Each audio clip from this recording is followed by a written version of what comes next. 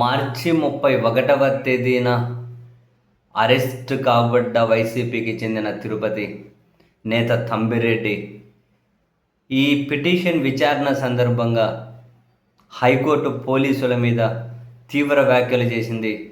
చివరికి మీ మీద kidnap illegal కేసులు పెడతాము అనే వరకు కూడా గౌరవ న్యాయమూర్తులు కామెంట్ చేసే వరకు వెళ్ళింది. అంటే పరిస్థితి ఎలా ఉందో చూడండి.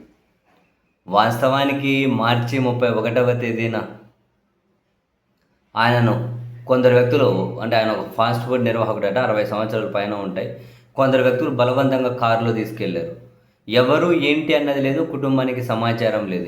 మరి ఇటువంటి పోలీసుల మీద హైకోర్టు చర్యలు తీసుకోకపోతే ఇవి రిపీట్ అవుతూనే ఉన్నాయి.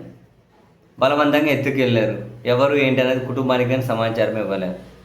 సో వాళ్ళ కుటుంబ సభ్యులు ఏమో కిడ్నాప్ చేశారు ఎవరు అని చెప్పి ఏకంగా తిరుపతి పోలీస్ స్టేషన్లో కేసు పెట్టారు. కేసు పెడితే అక్కడ ఒక మిస్సింగ్ కేసు ఫైల్ అయిందంట. అండ్ హైదరాబాద్లో వాళ్ళ కొడుకు ఒక హెబియస్ కార్పస్ పిటిషన్ వేశారు, నా తండ్రికి అనిపించడం లేదు, ఎవరో ఎత్తుకెళ్ళారు అని. అయితే ఇవన్నీ జరిగిన తర్వాత అప్పుడు గుంటూరు అరండాలపేట పోలీసులు ఈయనకు వాళ్ళ కొడుకు ఫోన్ చేసి, మేము 2 ఏళ్ల కిందటి సోషల్ మీడియా పోస్టుల కేసులో అరెస్ట్ చేశాము అని చెప్పారట. ఎప్పుడు అంతకుముందు, ఇప్పుడు 2-3 ఏళ్ల కిందటి కేసులో అరెస్ట్ చేశాము, సోషల్ మీడియా కేసులు అని చెప్పారట. అయితే ఒకవేళ అరెస్ట్ చేస్తే సమాచారం ఇవ్వరా? తిరుపతిలో మిస్సింగ్ కేసు నమోదైంది, ఈయన కోర్టులో పిటిషన్ వేశారు. అప్పుడు హైకోర్టులో కూడా ఒక పిటిషన్ పడింది ఆయన నిర్బంధానికి సంబంధించి. ఆ పిటిషన్ని జస్టిస్ హరినాథ్ శర్మ, జస్టిస్ సురేష్ రెడ్డితో కూడినటువంటి ద్విసభ్య ధర్మాసనం విచారణ చేసి పోలీసుల మీద తీవ్రంగా మండిపడ్డారు. హైడ్ అండ్ సీక్ ఆట ఆడతారా? మీకు ఇది అలవాటుగా మారిపోయింది, ఎత్తుకెళ్ళిపోతారు, కిడ్నాప్ చేసినట్లు ఎత్తుకెళ్ళిపోతారు. తర్వాత మా దగ్గరకు పోయి పిటిషన్లు వస్తే ఇప్పుడు పిటిషన్ వస్తుంది, జస్ట్ అంతకు ముందు రోజు ఇప్పుడే అరెస్ట్ చేశామని చెబుతారు. మీ వ్యవహారాలన్నీ మాకు తెలియదు అనుకుంటూ ఉన్నారా? సోషల్ మీడియా కేసుల్లో సుప్రీంకోర్టు మార్గదర్శకాలు ఉన్నాయి, పాటించమని కూడా పాటించడం లేదు. ఈ మొత్తం ఎపిసోడ్లో ఏం జరిగిందో మాకు క్లారిటీ ఉంది. మీరు ఆయన కనుక విడుదల చేస్తే అది మీకే మంచిది, కాకపోతే పరిణామాలు తీవ్రంగానే ఉంటాయని హెచ్చరించింది హైకోర్టు.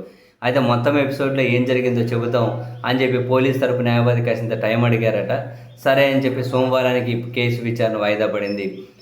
అయినా కూడా వదిలేస్తే మీకే మంచిది అని చెప్పినా కూడా హైకోర్టు గుంటూరు అరండాలపేట పోలీసులు వదిలేయకుండా పోయి రిమాండ్ ఇవ్వండి అని మెజిస్ట్రేట్ దగ్గరికి వెళ్ళారట.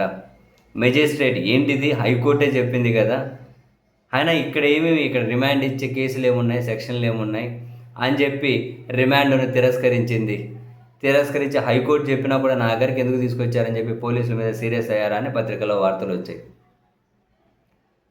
చూడండి, ఇంత ఎత్తుకొని వెళ్ళిపోవడం, అర్ధరాత్రి పగలు ఎక్కడో ఎత్తుకొని వెళ్ళిపోతారు. ఈ పిటిషన్ వేసేంతవరకు చెప్పరు. ఎప్పుడు పిటిషన్ లేకపోతే అది ఇప్పుడే అరెస్ట్ చేశామని చెబుతారు. ఇటువంటి ఆధారాలు ఖచ్చితంగా కనిపిస్తూ ఉన్నా కూడా పోలీసులు మీద న్యాయస్థానాలు కూడా ఎప్పుడు సీరియస్గా చర్యలు తీసుకోలేదు. కాబట్టి ఇవి ఇట్లా రిపీటెడ్గా పోతూ ఉన్నాయి. న్యాయస్థానాలు ఏమో తీవ్ర ఆగ్రహాన్ని అయితే కంటిన్యూ చేసుకుంటూ పోతూనే ఉన్నాయి.